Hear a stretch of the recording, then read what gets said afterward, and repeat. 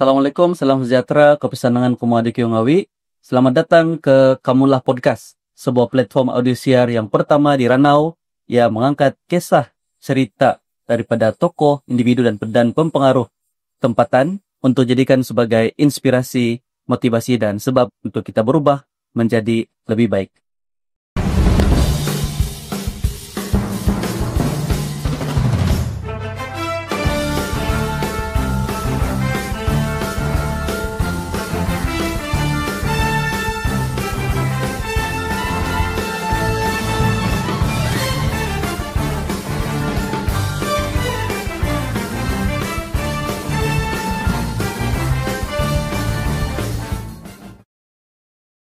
Dan masih bersama saya, host Anda, Azizul Julirin, dan dikuasakan oleh Ano Coffee, akan membawakan individu, tokoh, dan juga pempengaruh yang akan kita ceritakan latar belakang dan bagaimana mereka boleh membantu kita untuk menjadi individu yang lebih baik daripada pengungsian-pengungsian yang bakal mereka pastikan nanti.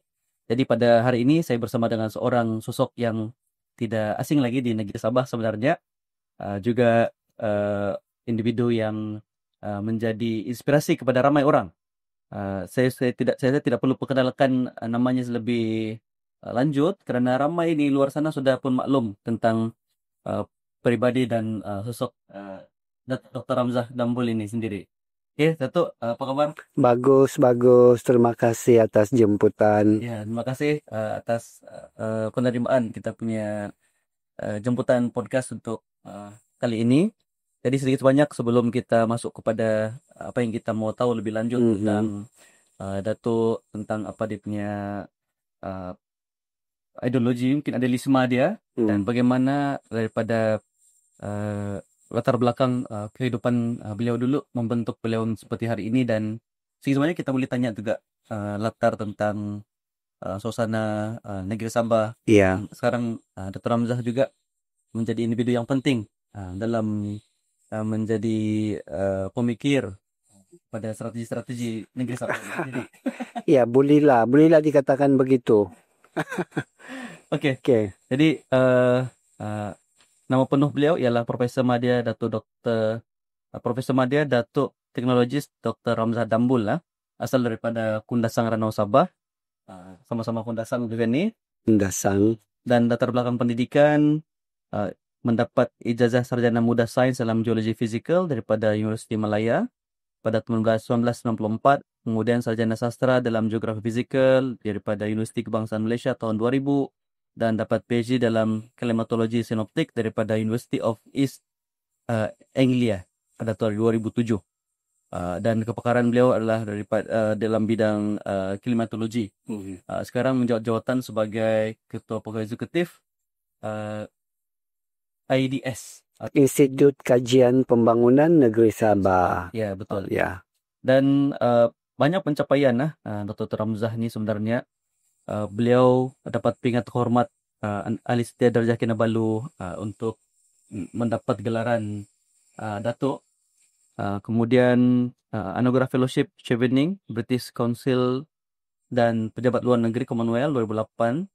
Fellow penyelidik pelawat daripada Universiti King Abdul Aziz Jeddah, dan dapat pelbagai anugerah bukan saja dalam bidang akademik ataupun dalam penjawatan sebagai perkhidmatan awam. Juga sebenarnya seorang karyawan, aktivis. Ya.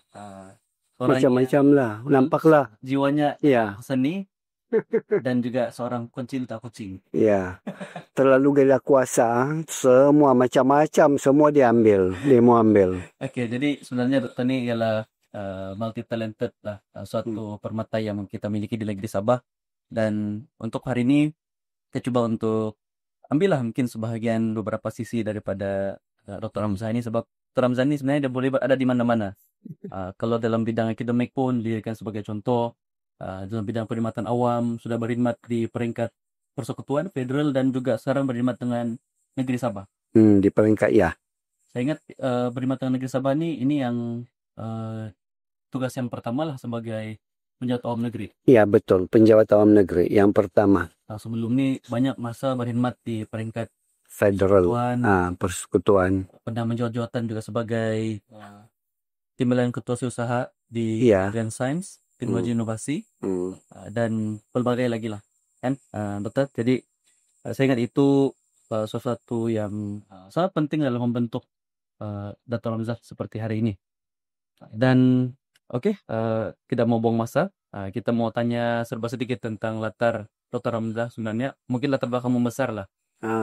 Bagaimana seorang yang lahir di kawasan yang agak terpencil di pegunungan Kundasang itu, sehinggalah boleh menjadi seorang teknokrat barangkali. Jadi mungkin beberapa kisah-kisah yang boleh berikan inspirasinya kepada anak muda barangkali yang sedang mencari-cari hala tuju kerjaya dan kehidupan. Oke, dokter? Okey, pertama sekali terima kasih kepada tim Kamonlah atas jemputan ini. Jadi soalan pertama ni macam soalan ini terlampau panjang ni. Kalau saya cerita ni kan 2 minggu kita ni berkampung di sini. Tapi kalau saya boleh ringkaskan lah, ini klasik lah ni, selalu orang tanya kan.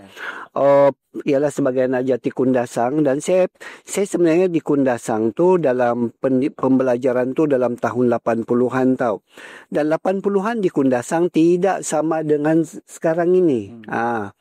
Masa tu kan kalau pergi selepas daripada Sungai Liwogo itu, iaitu kawasan kampung Seborong lah dulu dipanggil. Lepas tu sekarang ni mungkin Cinta Mata sampai ke Musilau tu pun belum lagi wujud pada masa tu. Jadi di situ tu memang tidak banyak rumah, tidak ada banyak perkampungan. Dan semasa kecil tu saya tinggal di kampung Cinta Mata tu di Seborong tu. Kita jalan kaki pergi sekolah di kawasan Pekan tu dengan jalan, bukan jalan sekarang, dia macam jalan tar.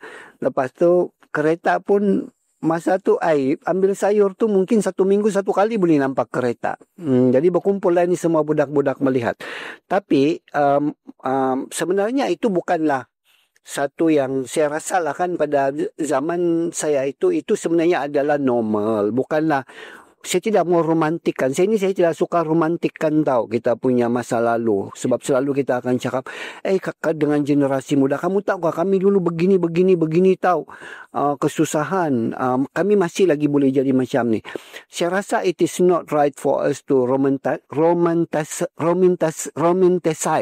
Meromantikkan keadaan yang begitu, sebab semua orang ini lahir pada zamannya. Betul. Kita semua adalah produk pada zaman kita. Kalau kita kata cabaran saya masa dulu itu adalah begitu, ingat budak-budak yang sekarang ini cabarannya tidak ada. Cabarannya tidak banyak. Mungkin lagi banyak sebab dengan segala macam-macam ancaman yang baru, persaingan yang baru kan. Okey. So, saya suka mau set tone tu macam tu supaya bila saya bercerita tentang latar saya dan bagaimana barangkali itu membentuk kepada yang ada sekarang ini, saya tidak mahu orang melihat itu macam dia ni romantikkanlah dia punya penderitaan, dia punya ni masa dulu supaya nampak macam seolah-olah nampak terlalu besar lah itu. Tidak, bukan. Kita macam saya cakap tadi, saya acknowledge setiap orang ada cabaran dalam zamannya. Setiap generasi adalah produk kepada zamannya. Now, barangkali lah di Kundasang masa tu kan semuanya memang begitulah, dan saya adalah zaman-zaman tidak ramai tahu yang daripada Kundasang tu yang barangkali yang pergi keluar, pergi ke universiti, sebab ialah zaman itu kan. Jadi saya fikir kalau ni secara jujurlah pada masa itu, zaman budak-budak itu sebenarnya tidak terfikir pun bahawa suatu masa nanti kita akan berada dalam keadaan begini. Kamu akan masuk ke universiti, lepas tu ambil sampai ke PhD, lepas tu menjawat jawatan yang seperti sekarang. Tiada terfikir. Saya berterus terang, saya kata itu tidak ada dalam pemikiran saya pada masa itu. Tetapi ada yang kita panggil untuk menilai semula tu retrospektif. Retrospektif ini ialah, okey, betul kita tidak terfikir pada masa itu begitu, tapi cuba kita fikir sekarang ini, kita sudah berada di tempat ini. Barangkali ada perkara-perkara dalam kehidupan kita pada masa itu yang secara tidak langsung sebenarnya menginspirasikan kita untuk berada pada tempat yang sekarang ini. Sebagai contohnya dulu sebab itu saya rasa role model ni sangat penting. Role model ni sangat penting. Kami di Kundasang dulu ni kita selalu melihat kepada orang-orang yang orang bilang yang haro-haro lah kalau berjaya lah kalau dusun tu kan. Jadi ada. Macam contohnya dulu misalnya kita punya ni Tuan Jimmy Watiman dia dulu masa tu saya sekolah rendah lah, saya tidak ingat saya darjah 1 atau darjah 2 begitu, tapi masa itu beliau mengembara pergi ke Hong Kong kerja di sana ya. Dan dia memberi peluang kepada kami kanak-kanak di Kundasang tu untuk menulis surat kepada dia, apalah bercerita. Jadi dia baca tahu surat-surat yang saya adalah antara orang yang menghantar surat, tanya lah apa semua. Jadi bila balik dia bawa hadiah-hadiah lah daripada Hong Kong tu. Kan saya tidak ingat lah saya dapat apa, tapi something lah apa semua. Tapi yang lebih best lagi masa tu ialah dia bawa balik kereta kontrol tu. Kereta kontrol tu. Masa tu ada sudah kereta kontrol. Kereta kontrol ada yang apa tu yang biasa-biasa tu lah pakai remote tu pusing-pusing. Kagum lah ba. Imagine ba itu 80-an ba anak Kundasang ba ini yang dah pernah saya dulu sampailah umur saya 12 tahun saya tidak pernah pergi KK. Pertama kali saya pergi KK umur saya 12 tahun. Mana saya tidak pernah keluar daripada Ranau, Kundasang tu sampailah umur 12 tahun. Itu pun sebab saya perlu mengurus saya punya pasport sebab masa tu nanti tingkatan 1 saya kena pergi belajar di Semenanjung. Tapi itulah kekaguman yang kita nampak daripada situ. Jadi masa tu kan terfikirlah ni bahawa saya pun perlu melakukan sesuatu supaya boleh keluar daripada Kundasang ini dan mendapat peluang-peluang yang seperti ini kan. Masa tu terfikir peluang macam itulah di Hong Kong. Dia ceritakan macam-macam nampak. Lepas tu dia bawa lagi mainan-mainan tu. Rupanya ada dunia yang begini. Jadi pada masa itu terfikir tentang benda-benda macam tu. Jadi kalau saya fikir semula retrospektif, walaupun pada masa itu saya tidak impikan dunia saya sekarang ini pencapaian, tetapi saya rasa ada kaitan inspirasi yang telah diberikan oleh orang-orang yang kita kata menjadi contoh ini. Dia menyuntik kita untuk memberi kita harapan, memberi kita purpose untuk apa yang kita mau kejar.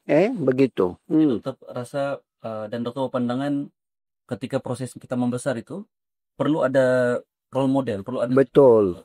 Orang bilang suri tauladan di kalangan community ataupun orang yang dekat sama kita lah. Betul. Jadi begitu. Betul. Jadi tuan uncle itu kan atau Gundohing itu. Gundohing. Jimmy Watiman itu antara yang membentuk.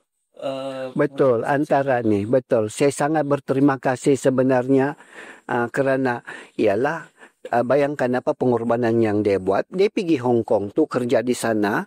Dia sebenarnya boleh saja untuk terus detach daripada komuniti dia kan. Sebab dia ada kehidupan di sana. Mungkin dia bandingkan. Tetapi dia memilih untuk terus mempunyai komunikasi.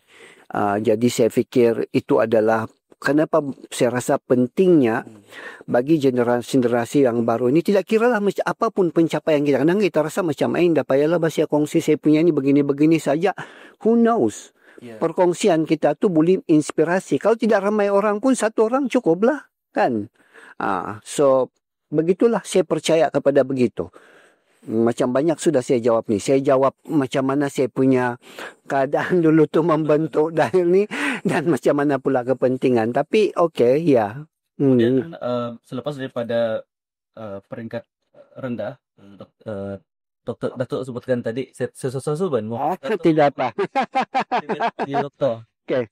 Pagi doktor ya. Lepas daripada sekolah rendah, kemudian pergi Semenanjung. Pergi Semenanjung, ya. Dari sana pasti ada cabaran-cabaran. Ada cabaran-cabaran. Tahukah di Semenanjung ni? Inilah juga yang generasi baru ni perlu tahu dan perlu menghargai usaha-usaha yang telah bukan saya saja, saya bukan cakap pasal diri saya, orang-orang yang terdahulu pergi di sana. Saya mau bagi tahu cabaran kita pergi di sana tu dulu. Bayangkan saya dapat sekolah di Sungai Petani Kedah. Okey. Asrama penuh. Lepas tu kita dulu tahulah 80-an kan kita pergi sekolah rendah. Kami cakap dusun di sekolah tu. Keluar dalam kelas saja cakap Melayu. Sampaikan ke peringkat betapa tradisi tempatan itu begitu kuatnya sampaikan cikgu sampai dia kata, okey, kita denda. Siapa yang kalau dia dengar sahaja orang cakap dusun di kawasan sekolah, denda 10 sen. Saya ingat lagi, kami ada tabung besar. Jadi memang kalau dengar saja, sebab apa dia mau menggalakkan bahasa Melayu, sebab kita di mana-mana cakap ni kan. Sekarang ni terbalik.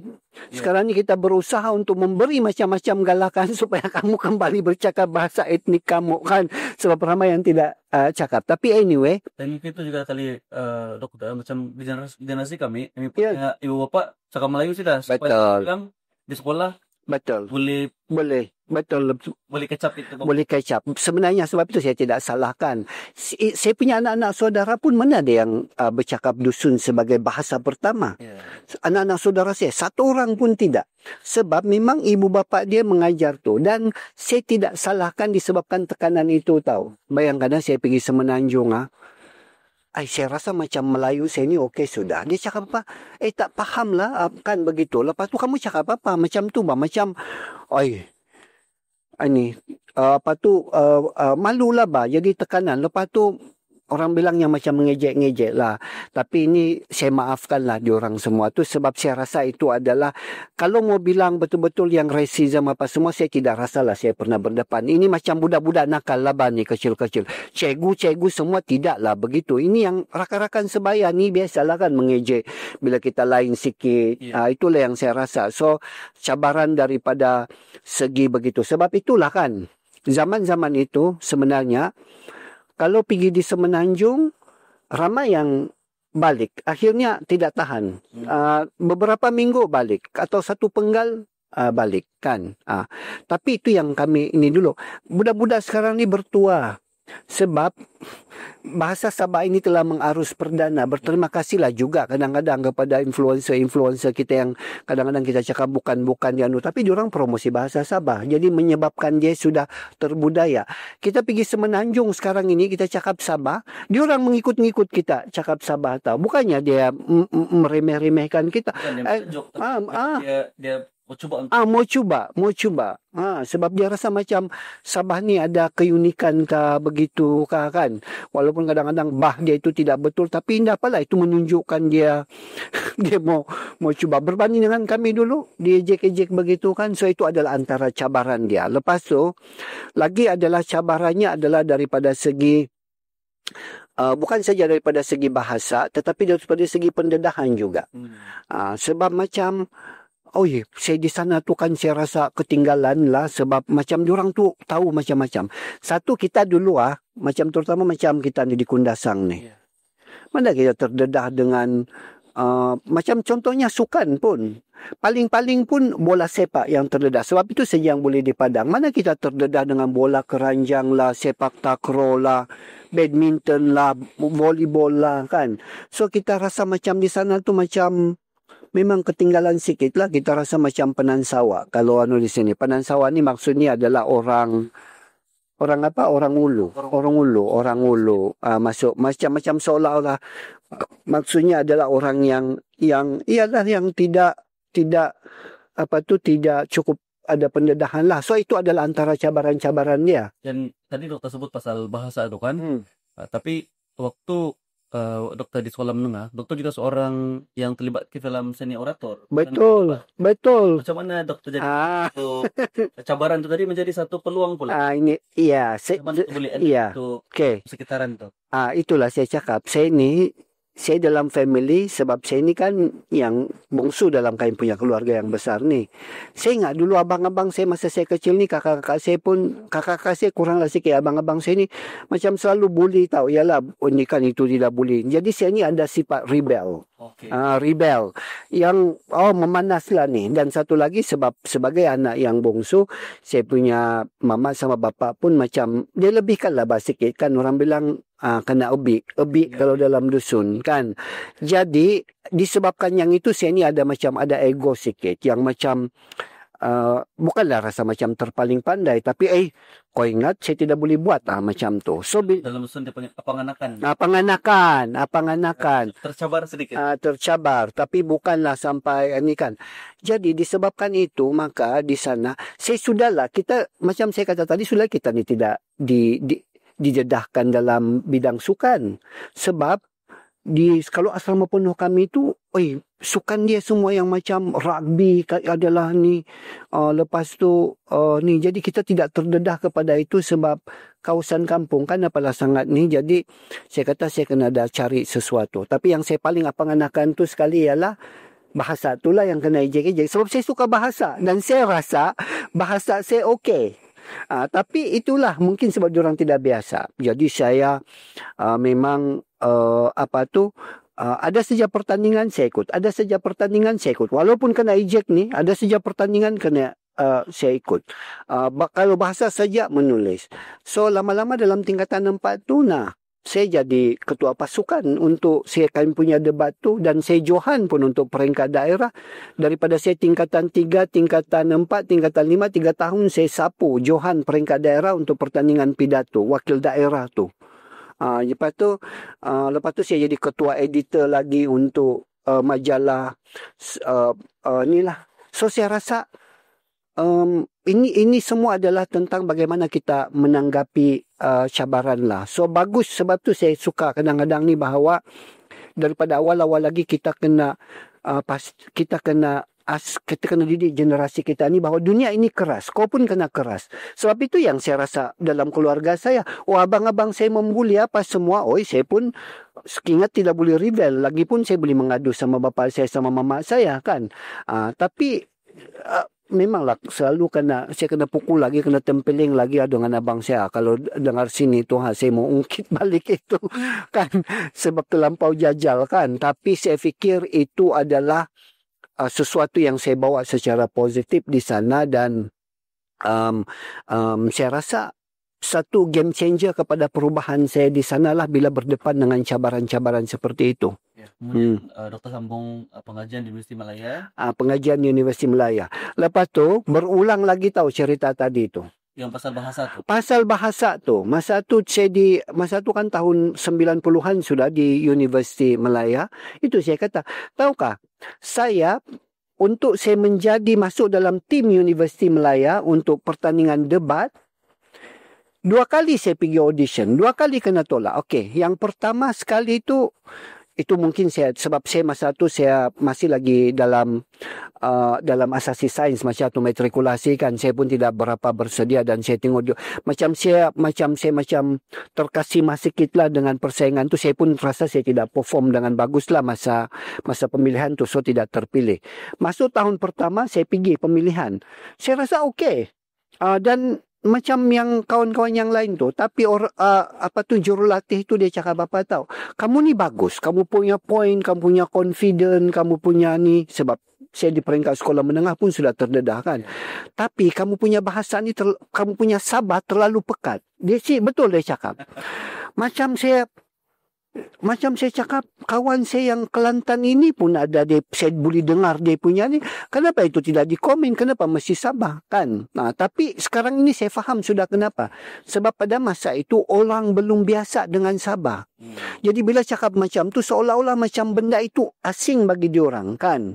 Tidak macam sekarang kan. Sabah mencana semua orang mau diorang jadi pendebat di universiti diorang kalau Sabah sekarang ni, sebab dia appreciate kita punya ni. Tapi masa tu memang susah lah. Tapi saya ni jenis yang macam saya cakap tadi, bagus jugalah, sebab orang yang jajal ni masa kecil-kecil ni dia cepat sentap bah. Macam dia cakap begitu kan, kalau orang lain mungkin pedih sudah kan, susah sudah. Saya cakap okey saja, tiada masalah. Kalau ni saya akan datang lagi. So tahun kedua saya datang, Sabah saya sebenarnya masih macam tu juga, cuma saya polish lagi lah saya punya persembahan. Dapat. Saya jadi ketua pasukan pada masa tahun 2. Tahun 3 pun saya jadi ketua pasukan. Tahun 4 pun saya jadi ketua pasukan. Tahun 4, dulu 4 tahun kan. So sebenarnya di sana tu saya rasa lah sampai sekarang belum pernah ada mana-mana pendebat di Universiti Malaya, sebab Universiti Malaya ni adalah antara kuasa debat lah. Semua pendebat-pendebat yang bagus masa peringkat sekolah menengah apa tu semua tu sama ada pergi UM atau pergi UIA. So 2 universiti ni. Saya 3 tahun tahu belum pernah lagi ada saya rasa pendebat yang menjadi ketua pasukan selama 3 tahun. Itulah. Itu saya bangga dengan itu, bukan apa, sebab Yalah dulu kamu cakap kamu ni terlampau sabar kan. So sekarang ini sebab saya tidak ubah pun yang itu. Bukan saya tidak mau ubah tapi memang saya ada masalah sikit pasal yang slang-slang inilah. Memang saya tidak dapat ubah. Memang itu melekat. So I have to live with that. Dan ketika dokter mula berkhidmat di Indonesia Sabah UMS pun memainkan peran yang sangat penting jadi jurulatih dan Ya. pasukan UMS sampai menang ke peringkat tertinggi ya.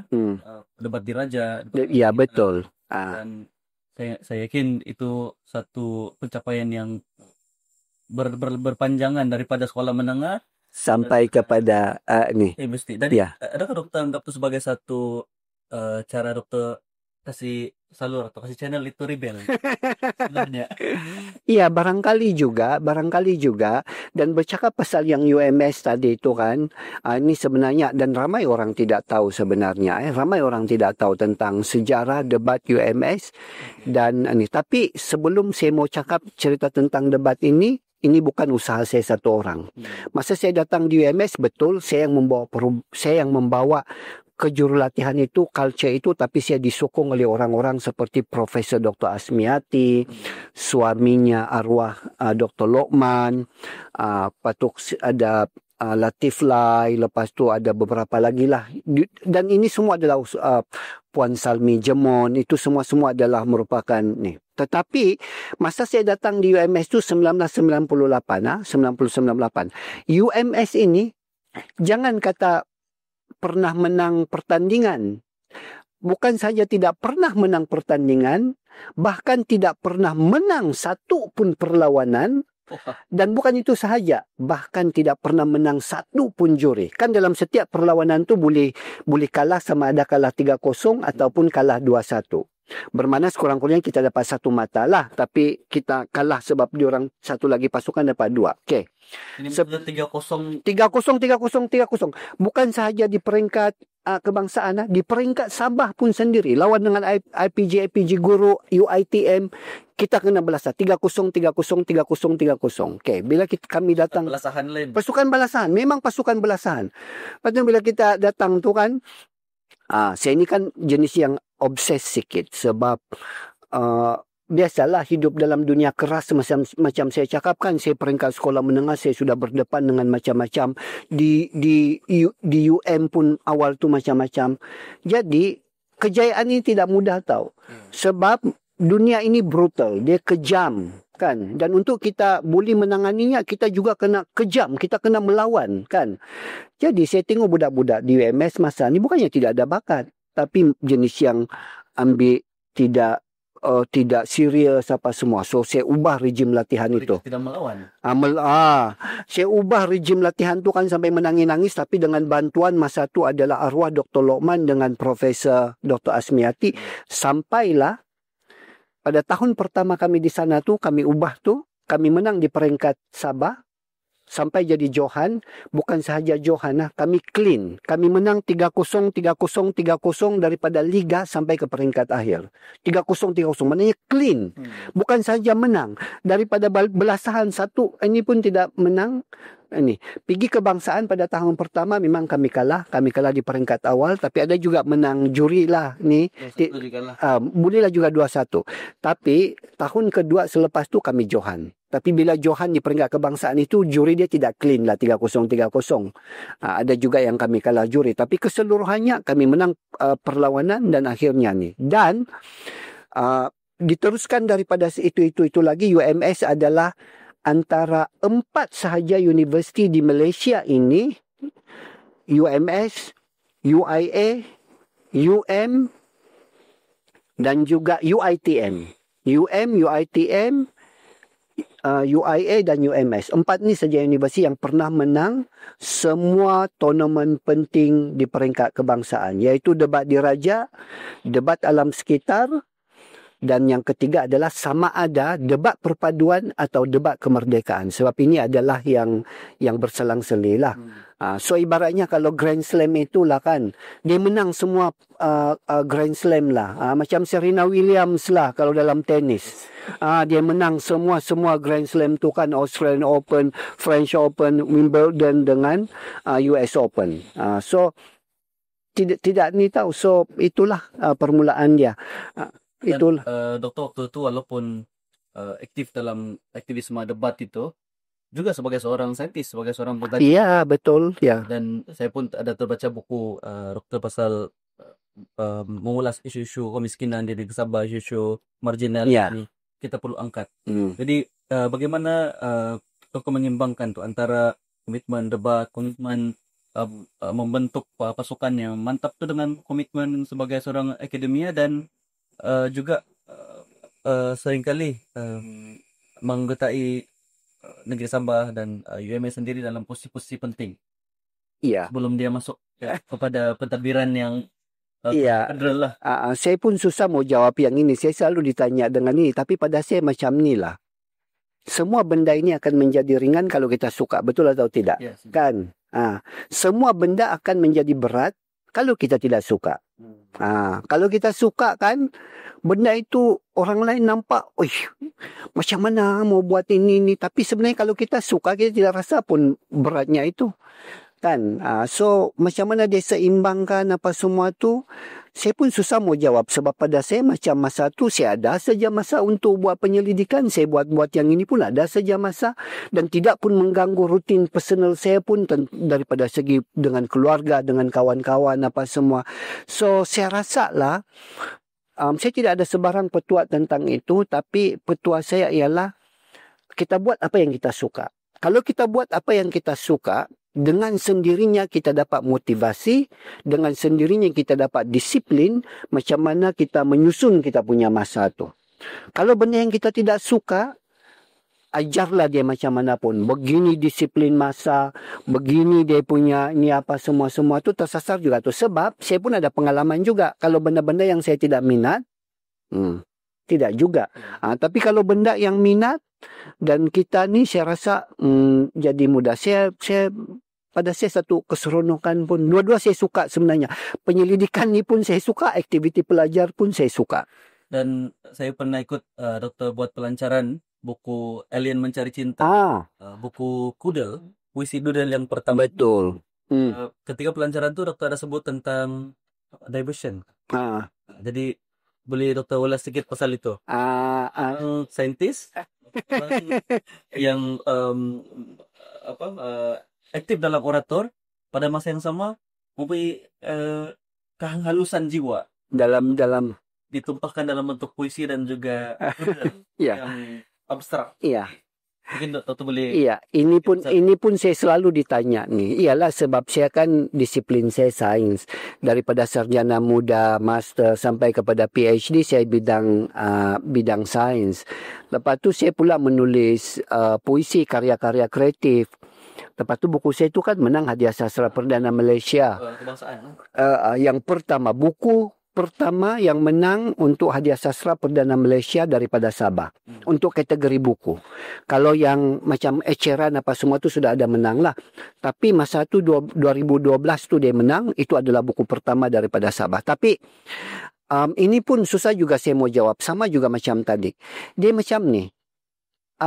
Dia kata macam mana kamu buat ini. Di sana pun ini, di sini pun ini. Selalu orang anggap bahawa sains dengan seni ini atau sastra ini adalah dua kutub yang bertentangan. Sebenarnya tidak. Dalam dunia ini, tidak ada kutub-kutub yang bertentangan. Semua itu boleh bercampur baur. Kan? Yang penting, kita minat. Of course lah kalau kita tidak minat tu dia tidak. Kalau kita lihat kepada sejarah pun lihat kepada sejarah pun. Sama ada dalam tamadun Islam contohnya ataupun tamadun barat lah. Ibn Sina tu walaupun dia terkenal sebagai seorang sarjana perubatan, tapi dia sebenarnya juga seorang ulama. Dia juga adalah seorang ahli falsafah. Sama juga dengan Ibn Battuta ataupun yang lain-lain itu. Dioranglah geografer, dioranglah sejarawan, dioranglah ahli fizik, dioranglah ahli kimia, tapi dalam masa yang sama juga boleh bersyair. Jadi benda tu semua sebenarnya adalah merupakan pada saya adalah yang tidak sepatutnya diletakkan sempadan lah, dan saya tidak setuju lah dengan sekarang ini pendidikan kita terlalu rigid kepada itu. Sebab itu kita tidak mampu berdaya cipta. Kan? Walaupun kita sudah ada kita punya dasar tentang sains dalam pendidikan lebih awal daripada Korea sebagai contohnya, sebab Tun M dulu berpandangan jauh. Kita sudah ada dasar sains apa semua. Tetapi cuba tengok sekarang ni, adakah kita lebih berdaya cipta berbanding dengan Korea? Sebab isu dia, saya rasa salah satu isu dia ialah sebab kita ni mengasingkan, kalau sains-sains, kalau seni-seni sastra kan, kita tidak bagi pilihan kepada, kita tidak ada pilihan yang mana, saya minat sains tapi saya mau buat sastra juga kan. Jadi disebabkan itulah orang-orang sains yang mahir tentang teknikal, aspek fundamental tentang ciptaan, diorang ada benda itu tapi dia tiada kreativiti. Yang ada kreativiti ni pula dia boleh membuat daya cipta apa semua tapi dia tidak ada kemahiran teknikal. Jadi benda itu dia tidak dapat adun kan. Sebab untuk menjadi innovator ini ataupun untuk menjadi inventor, sesuatu yang berdaya cipta, kita mesti ada kemahiran dua-dua. Satu adalah kemahiran sains. Kita mesti memahami aspek teknikalnya, macam mana secara empirikal benda itu dibentuk, disusun dan sebagainya. Kedua, kita mesti mempunyai kreativiti supaya mengangkatkan daya cipta itu supaya boleh menjadi sesuatu yang praktikal bah. Kalau tidak ada, kita buatlah kereta. Kalau yang tiada seni itu kan buat kereta tu dia buat leper macam piring sebagai contohnya. Sebab mengikut dia, mengikut prinsip sains, ini graviti dia rendah. Inilah yang paling bagus. Masalah dia orang tengok, siapa mau beli kereta leper? Kan? Yeah. Atau dia buat kereta besar macam kotak. Kenapa? Dia kata sebab ini paling stabil juga dan paling mudah untuk kita letak bateri dan sebagainya. Sebab logik fizikal dia adalah begitu. Tapi orang tengok, siapa mau beli kotak ni, dah cantik langsung kan. Sebab dia tidak ada estetik dia. Sebab itu bila kita lihat macam ciptaan-ciptaan yang daripada Barat kah ataupun daripada Korea, daripada Jepun tu, kita nampak practicality-nya ada, sainsnya ada, teknologinya ada. Dalam masa yang sama dia artistik juga, macam pleasant to look at kan. Sebab itulah cantuman antara scientific dengan creativity. Sebab diorang tu bukan ada macam kita ni, ada pemisahan secara rigid di antara disiplin sains dan juga disiplin sastra. Ini kita macam mengkritiklah pula sistem pendidikan kita, tidak memberikan cadangan. Berhenti dan sekejap. Boleh. Akan masuk pergi sesi yang kedua yang lebih kritis tadi. Dan kata kunci kita di sini daya cipta, inovasi, penciptaan, invention tadi itu kita akan kupas lebih lanjut dalam sesi kita yang kedua. Boleh. Okay. Selamat kembali ke Kamunlah Podcast. Bersama saya, host anda Azizul Julirin, dan masih bersama saya Datuk Dr. Ramza Dambul. Baik dokter, tadi sesi yang pertama kita mendengar bagaimana latar kehidupan Dr. Ramza, dan kita juga bertanya tentang bagaimana dokter berminat dalam banyak perkara dan akhirnya mencetuskan banyak juga karya baik dari segi akademik dan juga karya-karya berbentuk budaya dan bahasa. Jadi dokter juga selain daripada berminat dengan bidang bahasa Malaysia ni, juga dikenal sebagai seorang pencinta dan juga pengamal budaya Sabah, khususnya untuk bahasa dan budaya KDM yang lebih mendarah daging kan. Hari ni pun lihat tengok ni bajunya. Ini batik atau baju kokrat? Ini sebenarnya adalah baju batik, tapi dia baju batik model lah, contemporary, cuma dia punya inspirasi adalah etnik. Corak etnik. Tapi tidak boleh lah. Sigah pun sama juga. Sigah ini adalah daripada, sigah ni sebenarnya adalah daripada linangkit lotud.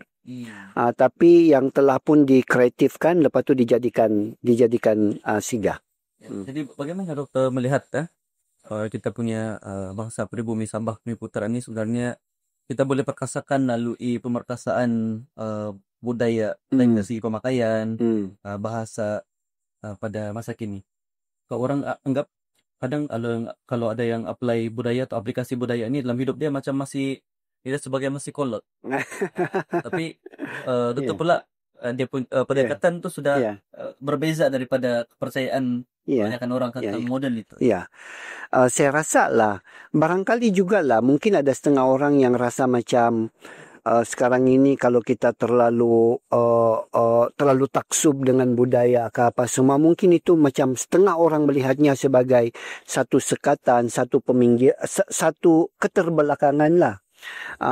Tetapi saya nampaklah, ini saya punya observation sendiri ya, sebenarnya kita ada trend dalam beberapa tahun kebelakangan ini, di mana saya lihatlah generasi Sabah secara amnya, termasuklah juga anak-anak muda ni, dia macam ada satu kebanggaan untuk kembali kepada akar umbi. Cuma barangkali cara mereka kembali itu dalam bentuk yang pelbagai. Ada setengah tu, itulah juga kadang-kadang saya tidak berapa suka sangat bila ada generasi yang terlalu mengkritik cara diorang kembali kepada akar umbi itu kan. Macam kata begini begitulah, yang kepada saya, selagi dia tidak melanggar kita punya tata susila dan nuansa adat itu, boleh apa salahnya kita terima kan. Saya punya pandangan ialah sebenarnya, kalau saya sendiri memanglah, saya tengok ni, malah hari ni pun saya ini sebenarnya, dan saya mau bagi tahu, ini sebenarnya adalah karya anak-anak muda tempatan tau. Bukan made in China. Bukan. Dia punya mesin dengan kain, asas dia mungkin diorang beli daripada China, sebab di sana bekalan dia ni, tetapi corak dia dan dia dicetak di negeri Sabah, dan corak ni diorang buat sendiri. Dan yang dia sudah jahit-jahit ini pun dijual ni pun oleh anak-anak muda. Anak-anak muda tahu, ini bukan orang tua ni, anak-anak muda di bawah 30 tahun. Yang anak muda ekspresi kecintaan kepada budaya. Kepada budaya itu berbeza sudah. Betul, berbeza sudah. Dan cuma saya rasa lah kan, kita Sabah ni sebenarnya dalam konteks tradisi kita ni banyak potensi untuk menjadikan dia sebagai bukan sekadar semata-mata hanya identiti dan kebanggaan, tapi kalau boleh sesuatu yang boleh menjana ekonomi. Sebab kita tahu bahawa di tempat-tempat lain, di negara-negara lain, mereka macam mana mereka ekonomikan diorang punya sosial budaya. Saya tahu ada setengah-setengah orang yang sangat puris ini, dia cakap, mana boleh kita ekonomikan sosial budaya, ini adalah tentang identiti ini. Tapi dalam masa yang sama, macam mana kita mau terus melestarikan, memelihara identiti dan budaya kita kalau kita tidak ada dana untuk menyegarkannya kan. Akhirnya dia akan mati. Kita tidak boleh mengharapkan semuanya daripada kerajaan. Kita ni lebih daripada 80 etnik kan di Sabah ni. Jadi mana kita ada duit untuk ni? Dia kena datang daripada komuniti sendiri. Dan bagaimana caranya untuk memelihara tu? Kalau kita boleh mengangkat kita punya martabat sosial budaya, kita punya khazanah-khazanah etnik ini menjadi sesuatu yang kita boleh ekonomikan. Dan daripada sana tu kan dia akan terus lestari lah, sebab kita ada macam contohnya kan, macam Mari-Mari college kan, perkampungan budaya tu kan. Jadi boleh ada tarian apa semua, sebab dia ekonomikan benda itu. Cuba kalau kita tidak ni, adakah orang yang sanggup buat persembahan tarian setiap tahun ataupun setiap bulan, setiap hari. Setiap hari, semata-mata untuk sekadar tunjuk. Adakah orang buat? Mana? Susah kan. Tapi bila kita jadikan dia sebagai satu ekonomi, win-win lah pada saya kan. Sebab satu, orang luar dapat menghayatinya. Begini rupanya budaya. Dalam masa yang sama untuk kita dapat memelihara kebanggaan kita supaya dia tidak mati melalui ekonomi yang dijana daripada aktiviti tersebut. So saya berfikiran begitu. Bercakap tentang budaya dan juga pemerasan jati diri warga negeri Sabah pribumi ini kan. Kita ada satu event yang setiap tahun kita raikan. Ini kontroversial juga sedikit. Cara pasal ini, tapi kita perlu berlaku jujur juga untuk kita bercakap. Betul. Ya. Di sana baru ada perubahan. Betul. Di Dr. Hamzah pun antara individu yang terlibat secara langsung sebenarnya sebagai juri untuk pesta kamatan dalam tandingan untuk ngadau. Dan kritis dalam memberi cadangan dalam rekomasi aktiviti yang utama tadi itu. Jadi dokter, saya ada skeptikal sedikit sebenarnya dengan sambutan yang kita selalu sambut ini kan.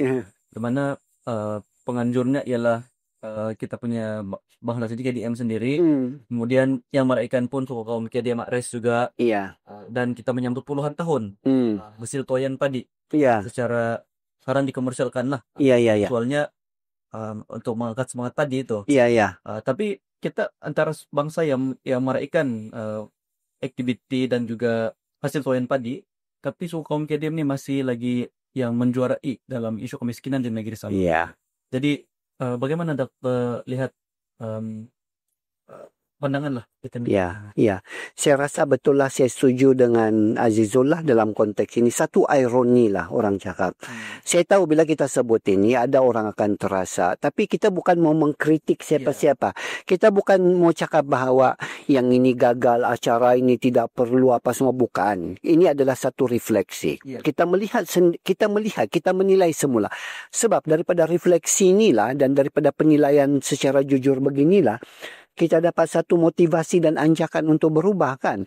Jadi itu sebenarnya saya setuju dengan ironi itu. Setiap tahun melalui keamatan yang didokong oleh dana kerajaan dan juga ekosistem kerajaan daripada peringkat daerah sampai ke peringkat negeri, disokong oleh ekosistem kerajaan, maknanya didanai oleh publik lah, kan.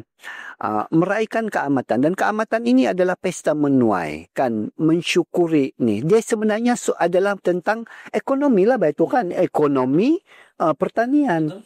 Tapi dalam masa yang sama, seperti kata Azizul tu, kita begitu bergembira menyambutnya apa semua, tetapi kita juga perlu faham bahawa Sabah ini masih lagi ketinggalan. Penduduknya kita masih lagi ramai miskin. Dan sebenarnya mengikut statistik pun, yang ramai miskin itu adalah pribumi. Dan khususnya pribumi Memegun atau Kadazan Dusun Murut Rungus. Yang itulah semua.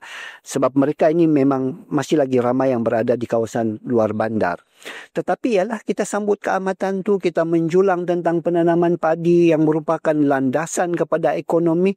Tapi kenapa tidak ada perubahan daripada segi itu, kan? Jadi ini sesuatu yang kita perlu fikirkan. Sebab itulah Azizul, kadang-kadang ramai orang tidak suka dengan saya ni. Sebab kadang-kadang ni saya suka juga mengkritik tentang acara kita.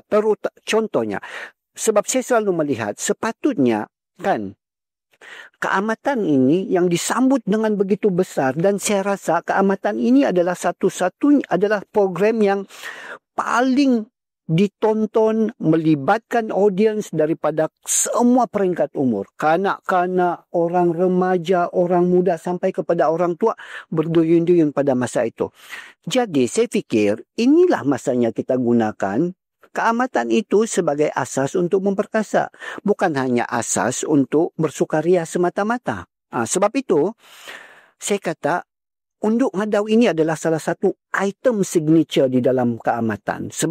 Dan saya kata bahawa janganlah jadikan unduk ngadau ini semata-mata ratu kecantikan semata-mata. Sebab macam mana kita mau memperkasa kita punya community kalau dia adalah cantik semata-mata? Kita kata, kita mahu supaya kalau kita pilih, sebab ini, unduk ngadau ni saya mau bagi tahulah, ada satu kali itu saya tengok lebih daripada juta tontonan dia. Dan kalau kita tengok demografi yang menonton itu, kan, majoritinya adalah orang muda. Bermakna mereka sedang melihat seseorang yang mereka akan idolakan sebagai seorang yang akan mewakili ikon lah. Sebab itu saya sangat kritikal bila kita peserta-peserta kita yang saya kata tidak mempunyai ciri-ciri sebagai duta. Sebab pada saya ciri seorang duta adalah seorang yang mampu memberikan inspirasi. Seseorang yang mampu bercakap tentang isu-isu kita. Seseorang yang go beyond kecantikan fizikal lah. Bukan sekadar cantik fizikal, tetapi dia juga mempunyai karisma dan aura. Ini tidak. Bila kita kritik tentang benda-benda macam tu, kan, ramailah yang cakap, kalau macam tu suruhlah dia pergi masuk pertandingan pidato, suruhlah dia pergi masuk pertandingan intelektual. Saya kata, inilah dia masalah kita, kan. Kan. Sebab kita sebenarnya mahu menjadikan keamatan sebagai asas untuk memperkasa. Sebab selama ini kita punya ekonomi masih lagi rendah. Kita ni masih lagi miskin.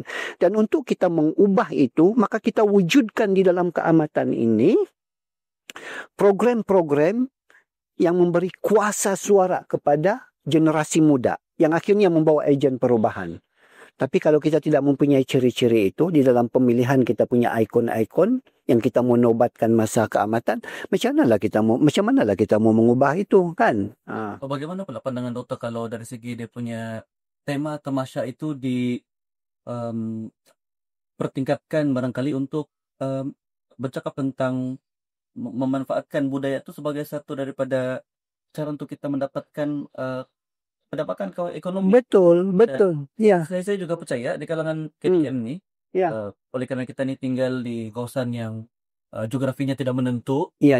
pasti ada inovasi, ada penciptaan tertentu yang boleh diketengahkan sampai dia boleh membantu mungkin atau bagi inspirasi kepada petani-petani yang lain. Iya, betul, sangat betul lah. Bagus juga Azizul tanya yang ini sebab saya ni pun sudah banyak kali cuba untuk menyuarakan sesuatu yang begini, tapi itulah bahkan kadang-kadang ni kan kita punya penganjuran untuk, saya minta maaf lah saya tahu KDCA you have been doing very good. Sebenarnya penganjuran kepada ini kita semua berterima kasih karena inilah yang melestarikan budaya kita, tapi masih ada benda-benda yang boleh diimprove dan ini adalah cadangan-cadangan. Saya sudah katakan dulu, terutama 2 tahun lepas tu yang temanya, setahun lepas lah kan yang temanya adalah melangkaui keterjaminan makanan. Lepas tu saya cakap, tema dia melangkaui keterjaminan makanan, tapi mana okey, adakah kita memberikan anugerah kepada tokoh-tokoh petani masa ini? Adakah kita mengangkat inovasi-inovasi orang untuk dikongsikan? Banyak acara kita hanya berteraskan kepada budaya semata-mata. Kan? Banyak. Itu pun bukanlah saya anti kepada budaya tu. Cuma saya kata dia kena digandingkan. Digandingkan. Contohnya macam yang cakap juga tentang usahawan tu kan, sambil kita bercakap tentang tarian-tarian apa semua tu, sambil kita memperkasa mereka, mengajar mereka bagaimana untuk mengusahakan industri kreatif. Kamu ada craft tangan begini cantik, macam mana dia diekonomikan. Kamu ada makanan-makanan tradisi yang begini sedap, bagaimana dia diekonomikan. Kamu ada kebudayaan tarian yang begini ni, bagaimana dia diekonomikan. Pakaian-pakaian kamu yang cantik, lawak, unik apa semua ni, macam mana dia diekonomikan. Sebab itu saya kata bahawa benda ini perlu diterapkan dan disebabkan, ni saya mau cakap ni kenapa saya sangat kritikal kepada Undung Ngadau, disebabkan Undung Ngadau tu acara signature, kemuncak yang berduyun-duyun orang ni kan, sepatutnya apa yang semua yang kita cakap tadi itu tentang pemerkasa tu diadunkan ke situ. Sebab itu saya kata sangat penting untuk kita mengangkat Undung Ngadau itu seorang yang mempunyai kaliber untuk bercakap tentang hal-hal seperti ini yang akhirnya akan menginspirasikan orang muda. Kan? So dia saling berkaitan lah itu. Begitu. Jadi aku setuju bahawa kita punya kamatan ni perlu direformasi. Bukan sekarang tidak okey. Bagus sudah untuk dalam konteks pemerkasaan budaya. Betul. Tapi balik juga macam doktor sebut tadi, kalaulah ataupun alangkah baiknya kalau dia diadun pula dengan teknologi, inovasi. Betul. Pacu lagi dengan kesedaran bahawa itu boleh dijadikan sebagai sumber pendapatan ekonomi kita. Ya, betul. Ada beberapa sumber tertentu yang orang tidak boleh akses untuk dijadikan sebagai sumber ekonomi dia. Tapi kalau kata budaya ni, semua tempat di Sabah ni kalau di kalangan pribumi ni bolehlah menarik, bolehlah mungkin menganyam, bolehlah identiti budaya itu masih ada dan betul. Laku orang dah tengok. Memang orang suka ni dengan Sabah punya ni. Cuma itulah kita perlu angkat dia dengan cara yang baik.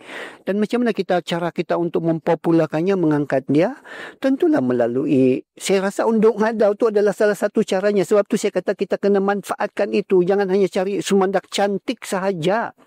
Lepas tu bila orang cakap seorang yang mampu untuk jadi duta sosial budaya, lepas tu dia kata diorang tu bukannya masuk pertandingan bercakap lah, mereka tu masuk pertandingan melenggang-lenggang cantik-cantik saja begitu. Janganlah begitu kan. Dia macam dalam bagi generasi baru macam saya, kenapa kami agak kritis kan, sebab kami rasa tidak relate lah. Betul. Tidak exactly. Kita tidak boleh menghubungkan diri kita dengan perayaan yang menjadi satu ikonik kepada negeri Sabah itu. Dan saya ingat inilah satu-satunya perayaan yang betul di Malaysia ni yang semua orang boleh terima dan orang mau tengok. Betul. Selain daripada hari raya, Christmas itu bukan event yang berstruktur kan.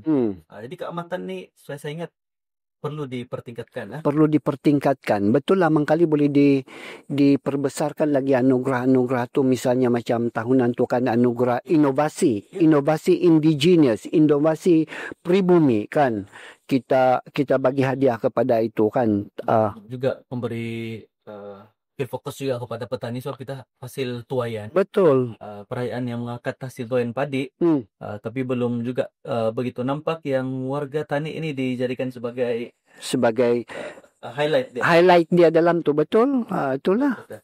Jadi sekarang saya mau tanya pula ke Dok tentang Pak Dokter sekarang bukan lagi sebagai pensyarah di universiti secara sepenuh masa, tapi menjadi seorang terajuk utama dalam IDS, menjadi CEO, dan sebelum ini bertugas di UMS juga sebagai antara top dalam eksekutif sebagai TNC, Timbalan Lab Chancellor Pendidikan Inovasi, dan sebelum itu lagi sebagai Timbalan Ketua Usaha di Kementerian Sains Teknologi Inovasi.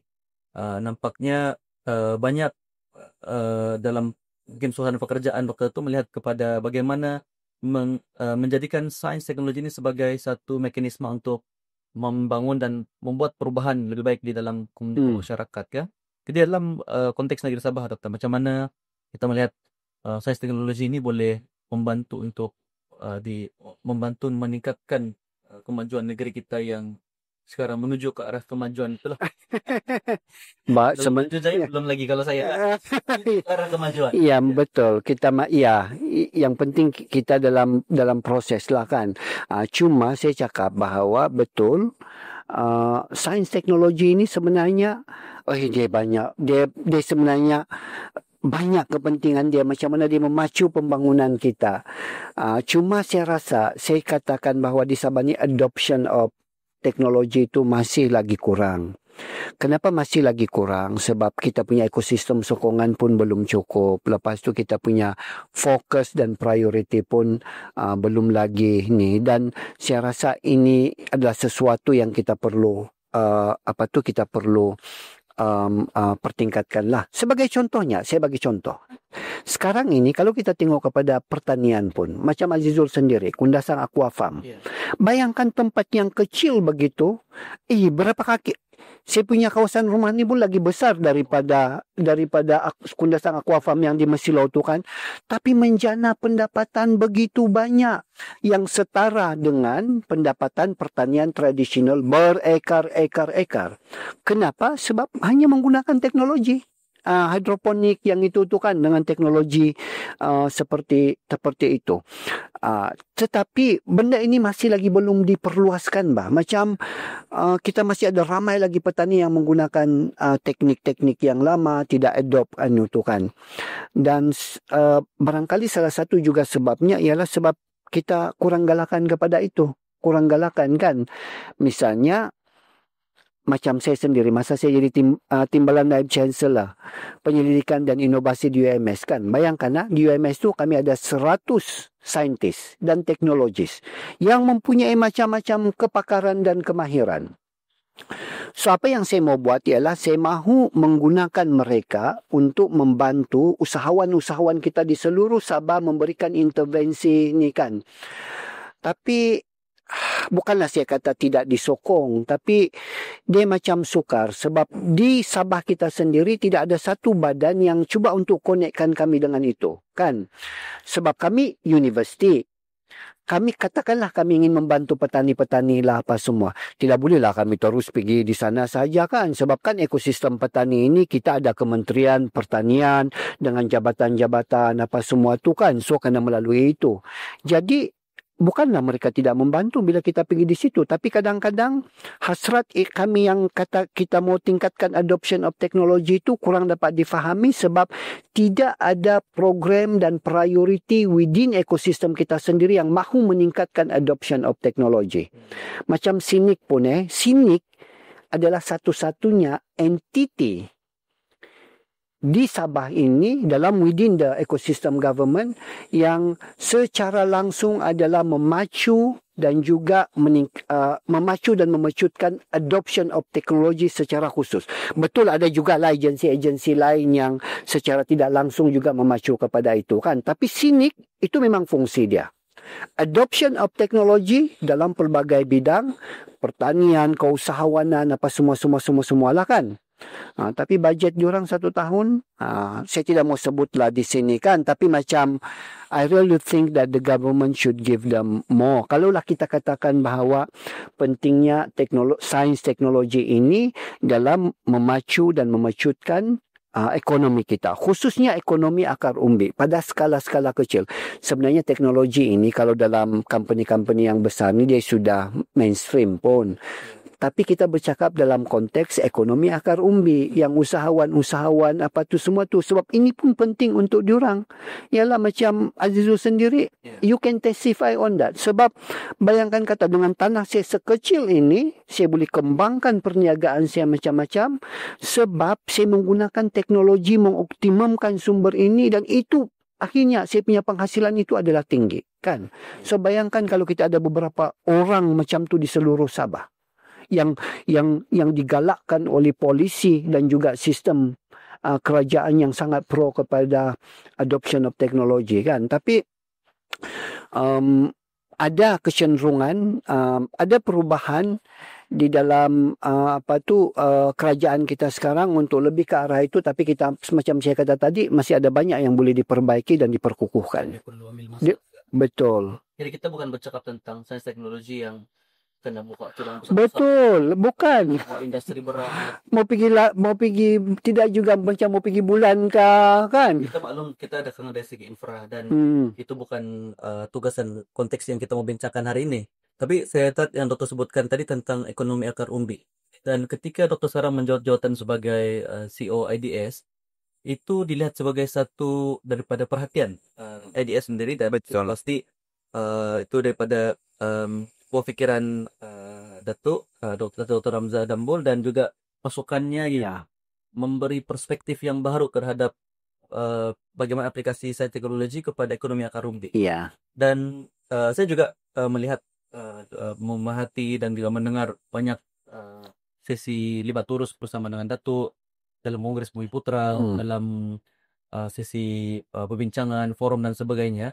Antara yang Doktor sebut selalu ialah ekonomi akar umbi dan juga penguasaan ekonomi di Sabah ini yang terlalu ada jurang yang besar daripada golongan T20 kepada golongan B40, disparity. Dan juga terma-terma ekonomi yang saya ingat kolom ekonomi kita yang kecil. Jadi mungkin barangkali Doktor boleh ulas sedikit lah. Tapi soalannya barangkali tidak begitu jelas, tapi tidak apa, saya faham. Peranan dalam saya faham tu. Saya faham. Okey. Sebenarnya betul. Sebenarnya saya faham soalan tu. Maksud dia ialah sebenarnya kita di Sabah ni salah satu masalah kita di Sabah, dan saya tidak mahu ini dipolitikkan sebab masalah ini bukannya masalah baru kemarin, baru 3 tahun lepas, baru 5 tahun lepas. Masalah ini adalah masalah 30 tahun, lebih daripada 30 tahun sejak awal 90-an So yang ambil alih itu dengan masalah itu.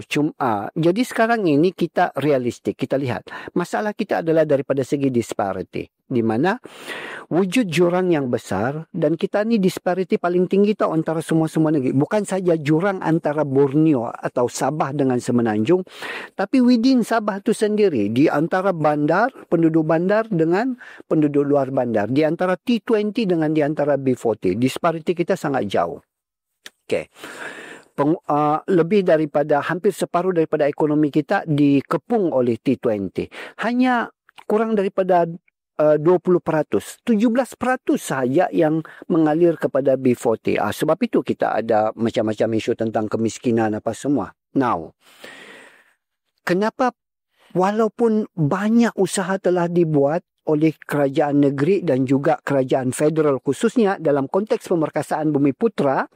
Saya cakap pemerkasaan Bumiputera dalam konteks ini sebab yang disparity di Sabah ini sebenarnya melibatkan 95%-nya adalah Bumiputera. Sebab dia melibatkan yang kawasan-kawasan urban yang memang majoritinya adalah Bumiputera. So, okay. Kita sudah ada banyak macam-macam program yang dibuat daripada dulu sampai sekarang. Kenapa masih tidak lagi rapat? Itu yang dulu masa di Kongres Bumiputera, saya telah argue benda ini. Saya kata masalah kita ialah kita gunakan pendekatan yang macam pendekatan di Semenanjung itu kita sabahkan. Kan? Apa yang telah kita gubal di sana, mungkin ini pun okey juga di Sabah. Kan? So pendekatan yang biasa digunakan di Semenanjung, diorang tidak lagi macam ibaratnya orang yang miskin ini adalah ibarat yang tiada ikan bahkan. Yeah. So pendekatan dia sekarang di sana bukan lagi bagi ikan bah. So kalau bagi ikan ya kenyang hari itu saja ni. Apa yang dibuat sekarang ini adalah dia bagi pancing. Supaya bila dibagi pancing, dia pandai memancing, dia pancinglah ni jadi dia dapat ikan dia sendiri kan sebab dia memancing. Kan? Itu pendekatannya di sana. Tapi saya cakap di Sabah ini memberikan pancing semata-mata tidak boleh. Kenapa tidak boleh sekadar memberikan pancing? Sebab di Sabah ini kolam tu pun tidak ada. Di sana kolam ada. Tetapi orang-orang di sana tidak dapat akses kepada kolam itu. Sebab dia tidak ada alat dan tidak ada kemahiran. Jadi baguslah diberilah pancing. Jadi bila diberi pancing, dia bolehlah pergi pancing dan dapatlah ikan dia sendiri. Di Sabah ini, kita pergi seluruh kampung lah apa semua. Bagi diorang kemahiran, capacity building, bagi modal. Yang mana ini adalah merupakan pancing. Tapi kebanyakan daripada itu akhirnya tidak berkembang. Kenapa? Sebab tidak ada kolam ekonominya.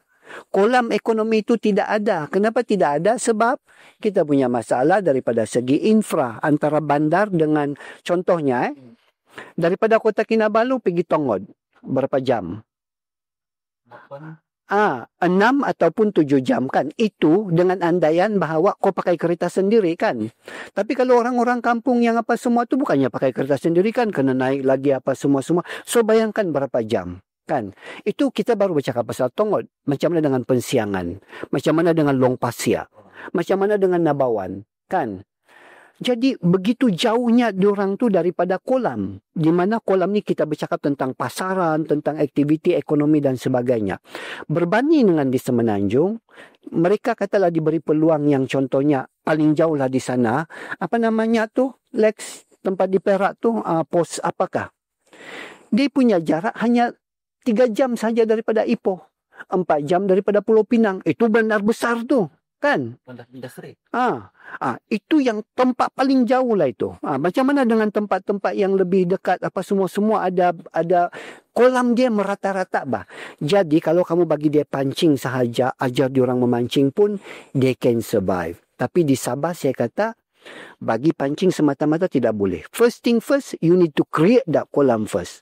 Untuk create untuk kolam tu, itu yang saya kata perlu pemerkasaan ekonomi akar umbi. Sebab ekonomi akar umbi ini adalah ekonomi yang boleh berkitar di Pensiangan, boleh berkitar di Nabawan, boleh berkitar di Tongod. Kalau ekonomi aras tinggi, dia cuma boleh wujud di Kota Kinabalu, tempat-tempat yang ada infra dan sebagainya. Tapi ekonomi akar umbi boleh wujud di mana-mana. Inilah yang mewujudkan kolam. Jadi bila kolam ini sudah ada, kita bagilah diorang pancing dan diorang bolehlah memancing di mana-mana. Sekarang ini kita bagi diorang pancing, kolamnya kecil, jadi barangkali dia efektif lah untuk beberapa lama. Lepas tu lama-lama ikan dia itu habis. Yeah. Kan? Jadi itu sebenarnya saya punya argument tentang kolam ini, tentang kolam ekonomi dalam konteks memperkasakan Bumiputera. Perbezaan di antara Sabah dengan Semenanjung. Jadi doktor daripada boleh fahamkah itu? Difahami kah itu saya punya tu? Satu, kita punya geografi pun sangat besar. Betul. Saya baru balik forum juga daripada Semenanjung baru-baru ini. Bila saya cakap tentang bagaimana daerah saya dulu, daerah kita Ranau kan, kalau letak Perlis, taruh lagi negeri Melaka, taruh lagi negeri Pulau Pinang, ada kosong lagi, taruh lagi Kuala Lumpur. Parlimen atau daerah Ranau itu rupanya lebih besar daripada 4. Iya, itulah. Nah, kita cuma ada satu parlimen untuk 4 negeri ada 33 parlimen. Dari segi peruntukan Iya. jauh kan. Betul. Jadi adakah maksud dokter kalau kita mau mencipta kolam ekonomi ini kita perlu diberikan lebih perhatian dan mungkin budget yang lebih. Iya, betul. Itulah dia punya asas. Bukannya bagi pancing kepada individu, tapi ekosistem itu tidak dibina kan. Dia perlu lagi misalnya, boleh saja sebenarnya di Pensiangan itu banyak ekonomi boleh dibangunkan. Tapi syarat dia ialah satu, jalan tu mungkin daripada 8 jam begitu mau pergi, kasih baguslah sikit. So, mungkin lebih pendek sikit masanya. Kemudian perkukuhkan internet di sana. Jadi diorang boleh menjual barangan melalui ini. Ini kalau pergi TikTok pun kesian diorang tu kan ada cantik apa semua barang yang bagus, tapi pergi TikTok pun semput-semput. Macam mana? Tapi tengok yang macam di Semenanjung sebagai contohnya. Ada satu orang asli tu yang jual ubat, apa kata ubat hutan tu kan. Dia buat di TikTok. Ada satu kali tu berapa jam saja dia punya jualan 1,6 juta ke berapa dia beruntung sebab di sana kan dia punya ketersambungan internet itu adalah lebih baik kan apa semua di sana. So itu yang saya cakap. Ini semua adalah konsep yang saya rujuk sebagai kolam itu. Iaitu ekosistem yang menyokong pertumbuhan ekonomi. Sebab pertumbuhan ekonomi itu yang kita mau pancing melalui kemahiran kita kan. Jadi dokter, kalau ADS saja saya ingat dia tidak akan mampu untuk bawa perubahan yang terlalu besar kalau tidak disokong oleh Betul. ekosistem dan media sampah. Baik daripada lebih atas kan, top to bottom, ataupun daripada Karumbi dan naik ke atas tu. Bottom up itu. Jadi pada situasi sekarang bagaimana? Kalau sebenarnya saya boleh juga, saya patut pujilah juga sebab sebenarnya penerimaan pada pandangan saya lah, penerimaan kerajaan negeri sendiri tentang idea akar umbi ini positif. Misalnya pada tahun lepas saya bentangkan ini pertama kali. Yang hadir pada masa itu adalah Menteri Keuangan Datuk Masidi Manjun. Sebenarnya Datuk Masidi dia cakap, ya sebenarnya betul juga selama ini kita terlalu banyak berfokus kepada ekonomi aras tinggi, macam-macam bantuan. Kalau pelabur tu datang kan kadang-kadang tarif dia, kadang-kadang pengecualian itu, pengecualian ini. Sedangkan kita social enterprise yang membantu orang kampung begitu banyak, kadang-kadang dia mau minta diskaun sikit pun untuk buat iklan dia di KK, tidak dibagi walaupun motor bukannya banyak kan. So saya cakap dari segi bantuan, saya kata betul juga. Dan begitu juga dengan polisi-polisi yang lain. Sebab itulah setahun selepas itu, pada tahun itu muncul elemen-elemen sokongan kepada ekonomi akar umbi di dalam bajet negeri Sabah. Dan untuk tahun ini yang dibentangkan tahun lepas, lagi banyak dia punya elemen akar umbi. Misalnya yang pemerkasahan usahawan kecil yang khusus untuk wanita yang IDS sekarang ni sedang bangunkan. So ada penerimaan. Jadi apa yang kita harapkan ialah supaya dia lebih ada penerimaan, tapi kita mengharapkan lebih banyak lagi lah. Maksudnya kementerian-kementerian lain pun sudah melihat ini sebagai prioriti, ada sinergi yang lebih kuat. Jadi kita akan menjaga kita punya ekosistem usahawan-usahawan kecil. Sebab di Sabah ini sebenarnya hampir 90% adalah usahawan-usahawan kecil, bukannya usahawan-usahawan besar. Kecil dan mikro. Betul, kecil dan mikro. Saya bukan anti kepada ekonomi aras tinggi yang melibatkan pelabur-pelabur dan juga company-company gergasi. Itu perlu untuk Sabah sebab mereka itu memacu pertumbuhan KDNK. Jadi pertumbuhan KDNK itu memberi kita ekonomi besar yang memberi pendapatan kepada kerajaan melalui cukai dan sebagainya. Perlu itu. Kita tidak kata bahawa jangan bagi sokongan pada mereka. Tidak. Cuma kita cakap, kita seimbangkan.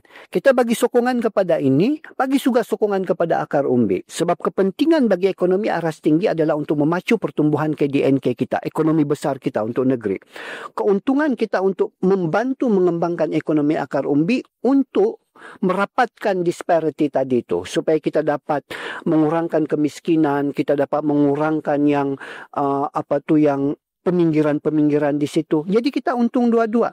Satu, ekonomi kita maju meningkat. Yang kedua, rakyat kita makmur secara saksama dan adil. So, pada saya itu adalah yang ideal lah. Nampak kerajaan sekarang ini memahami itu. Even sebenarnya Sabah Maju Jaya punya konsep pun terolah dalam konteks itu. Cuma di peringkat operasinya masih lagi perlu yang banyak diperbaiki lah. Tapi saya juga berterima kasih sebab idea akar umbi daripada IDS ini sebenarnya diterima baik oleh kerajaan dan sedang pun ini. Tapi betul setiap satu yang baru tu dia perubahan dia lebih panjang. Dan ya dalam konteks lagi Sabah sekarang mungkin kita tidak perlu lebih lanjut lah, tapi menuju ke arah pilihan daerah negeri. Jadi sebagai orang muda sebenarnya kami ada kerisauan. Kalau SMJ ini dengan nama yang sudah baik, sudah ada polisi yang bagus, pelaksanaannya memakan masa, andai kata berlaku perubahan kerajaan negeri. Jadi risiko itu boleh berlaku, dokter. Untuk buat baru dibuat polisi yang baru yang dan penatlah kita kan. ya, Penatlah kita. baru yang ada tuh dia mau ambil nama juga. Saya ingat ini yang jadi kebimbangan kita dan mungkin tidak ada jawabannya barangkali di sinilah. Tidak ada jawaban di sini. Cuma kalau saya mau berharap begini sajalah. Tidak kira lah. Ini nasihat saya untuk orang politik. Semualah orang politik. Kalau bolehkan orang politik ini berpeganglah kepada prinsipnya bahawa you want to serve the rakyat. You want to give the best untuk ni. So tidak kiralah sama ada pertukaran kah, tidak pertukaran kah. Bila kita berada di situ tu, kita tengok kalau benda itu baik. Kenapa kalau ibaratnya ni macam kenapa kita tidak susah kita untuk merasa buah dalam konteks di Sabah ini. Sebab isu dia, saya ni petani, saya sudah tanam durian. Lepas 4 tahun, petani itu diganti. Dia kata, saya tidak sukalah durian ini. Sebenarnya bukan dia tidak suka durian, tapi ala ini dulu penanam petani itulah. Kalau dia berbuah, nanti dia yang dapat nama. Tebang durian itu. Saya mau tanam rambutan. Patut tanam rambutan. Sebab dia ingat, dia boleh tunggu rambutan itu sampai berbuah. Dia pun diganti sebelum buah pokok rambutan itu berbuah. Datang yang baru. Bukan dia tidak suka dengan pokok durian, pokok rambutan. Bukan dia tidak tahu bahawa pokok rambutan itu memberikan buah yang manis kepada orang-orang di situ. Cuma, ini bukan saya yang tanam baik ini. Nanti besok kalau kita petik buah dia, orang tetap akan cakap-cakap, si Anu baik ini yang menanam, hilanglah nama saya. Tebanglah pokok rambutan ni, kita tanam pula pokok kelapa. Fahamkah? Jadi kerja kita ni menebang dan menanam. Menebang dan menanam. Sebab itu susah kita mencari dia punya buah. Sebab itu saya kata, ialah, saya boleh bercakap sejalah, tapi yang ahli-ahli politik di sana kan, mohonlah, tidak kiralah kita berada daripada manapun, kalau telah diberi amanat dan mandat oleh rakyat, do it for the rakyat, what is the best for the state. Baik, dokter. Jadi mungkin soalan saya terakhir lah kan, dokter. Way forward untuk negeri Sabah lah, untuk masa depan negeri Sabah yang seterusnya. Selain daripada inisiatif yang ada sekarang, mungkin ada beberapa lagi harapan barangkali yang ataupun usaha inisiatif tertentu yang Datuk Dr. Ramzah usahakan dengan pasukan. Barangkali kalau boleh kongsikan ataupun buah fikiran yang saya ingat perlu untuk dicermati oleh semua penduduk warga negeri Sabah, khususnya generasi muda yang masih letak harapan kepada perubahan di negeri Sabah ini. Sebab kalau ini tidak dijalankan, tidak dikongsikan, kita akan kehilangan ramai bakat-bakat. Ramai bakat di Sabah. Barangkali orang boleh memilih untuk pergi ke tempat lain yang memberi kemakmuran ekonomi dan harapan dan masa depan yang lebih baik kepada mereka. Ya.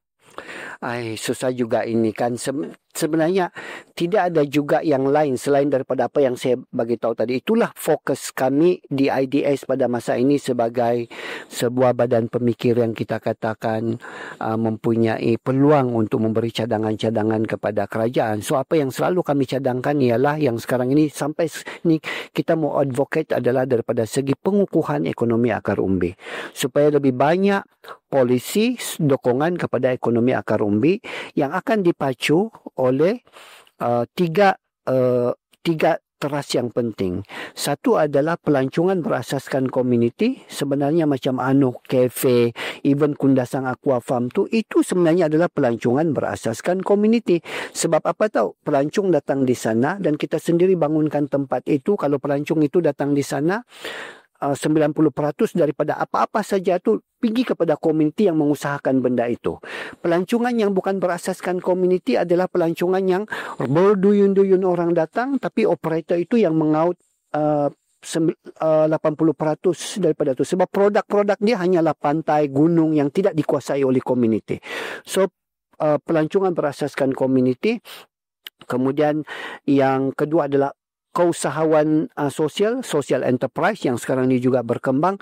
Malah saya tengok sebenarnya macam seperti cafe sendiri pun dengan apa yang saya lihat tu sebenarnya ada ciri-ciri juga ke arah social enterprise yang mana dia bukan mau membangun sendiri. Kita untuk membangun kita ini dan kita melawan kuasa ekonomi yang besar ini, kita perlu bersatu. So kita semua ni kecil-kecil ni. So kita perlu bergabung dalam satu payung, kita saling melengkapi begitu.